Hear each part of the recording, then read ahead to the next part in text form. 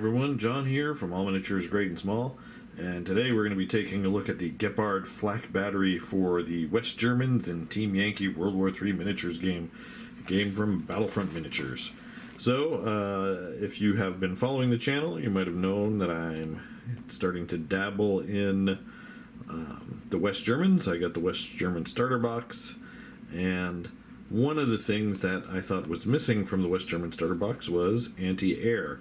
Most starter boxes have helicopters or airplanes or a mix of both, so I thought it would be good to get my West Germans some anti-air. So I picked up 2 boxes of these. I figured 4 should be enough.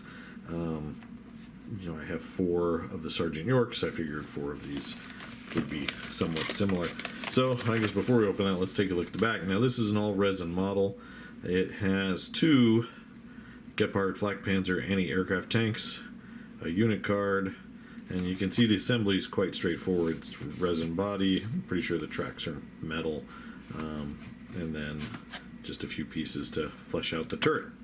So nothing too complicated. Let's open it up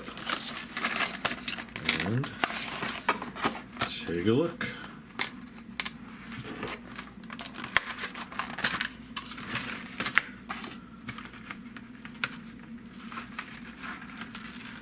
Well protected by foam. So this is not the instructions that are on the back, but I'm not complaining because it's a 1-piece tank hull instead of 3 pieces. Oh no, it's just put in place. It's not a 1-piece hull. They just put it together for you. Oh, Battlefront, you're so tricky. Cool. All right, so you get your hull, you get your track pieces. These are not metal, these are resin, which is kind of a departure for them. You can see some of that detail. It's pretty cool.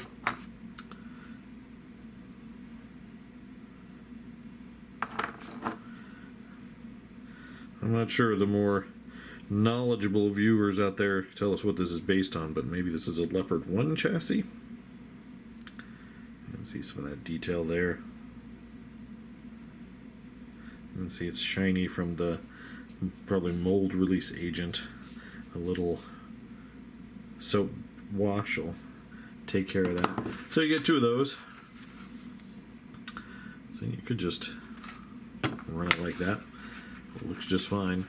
Then you have the turret, which I like these parts that are just kind of a mishmash of things, rectangles and angles and guns and radar, and it's all just kind of smashed there. It just looks so good. So those turrets are nice and beefy, and under here, so we do have metal parts. We should have 4 gun barrels. So they have a little bend, but since it's a soft metal, they're easy to bend back. We have 2 radar assemblies. All of our parts are there. So looks like it's going to be a pretty simple build. I'll go ahead and slap these guys together real quick and then come back and give you my thoughts on the assembly process. And we're done. The assembly was pretty straightforward. Anyone who's worked with Battlefront resin kind of knows the drill when attaching tracks to a resin hull. There's a little bit of filing, but nothing too bad or nothing unexpected when dealing with resin. The metal parts went together pretty well. There's a lot of flashing on these gun barrels, and they are a little bent. I think they're more noticeable now that they're in metallic, they're in their original metallic color.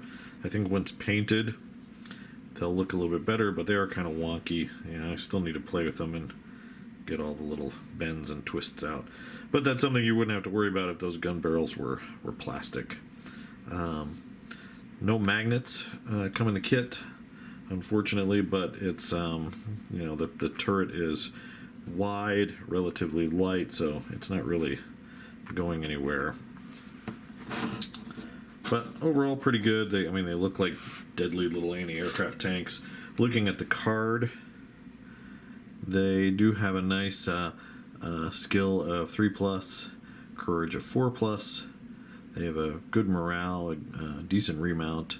Obviously, you're not going to be assaulting and counterattacking with these things. They're hit on a 4, just like pretty much everything in the West German Army, with some rare exceptions. Front armor 3, so it does have some protection against things like 50 cals, but not much beyond that. It's got a pretty standard move, 10-inch tactical. Its weapons are twin 35mm guns, range 28, halted 5, moving 4, anti-tank 11, 4+ firepower, with the dedicated AA and radar. The tank also has the infrared keyword as well. So that 28's pretty good when you're shooting at aircraft. You're going to add no, maybe nothing on this one. So looking at the special rules on the back, you've got dedicated AA, infrared, roll 2 dice for night fighting, and radar, no hit penalty for targets beyond 16 inches. Oh, there it is. Range is 40 when shooting at aircraft. So 40-inch, nice 40-inch bubble, which will almost get you all the way across the short side of the table. You might need to move them up if you're going lengthwise. But overall, a pretty decent unit. 4 of them are 10 points, so they are pricey, but that gun, anti-tank 11, 4+ firepower, APCs can't ignore that. They're going to have to be worried about these guys shooting at them directly, because that's a pretty beefy stat line. 4+ firepower against aircraft is always great. So you need, on average, 2 hits to get through, or them to fail 2 saves to shoot an aircraft down. And if you have a unit of 4, you're throwing 20 dice. If you have a unit of 6, you're throwing 30 dice. So not a lot is going to survive in the air with these Gepards still around. All right, guys, there you go. That's a look at the Gepard flak battery for the West Germans and Team Yankee. I hope you enjoyed this. If you did, please do let me know down in the comments below what you think about the Gepard. What do you think about West German AA options in general? What do you prefer?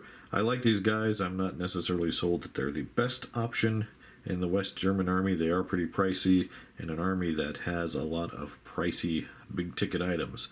But I think they look cool, and I think they'll be a good addition to my army. So I hope you enjoyed this. If you did, please do consider giving us a like and subscribe. Click that bell to receive notification when we release new content. And as always, thanks for watching, and keep on wargaming.